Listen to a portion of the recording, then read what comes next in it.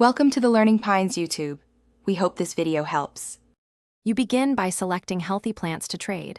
Pick vigorous seedlings or cuttings with no visible pests or disease. Once done, label each item with species, variety, and basic care so the receiver knows what to expect.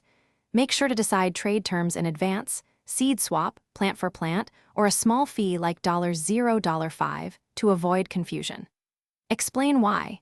Clarity reduces waste and increases value. Move quickly to packaging and timing for the exchange. Next, package and plan the exchange so plants survive transit. Use breathable materials such as paper, mesh, or ventilated trays, and keep roots slightly moist but not waterlogged. Then include a short care card, light needs, watering frequency, and transplant timing, so the recipient can succeed. Once done, set a neutral meeting point like a community swap or garden event, and agree on timing to avoid heat or cold. This reduces shock and improves trade satisfaction. To finish, confirm plant health with the recipient at handoff and offer quick setup advice. Good follow-up builds trust.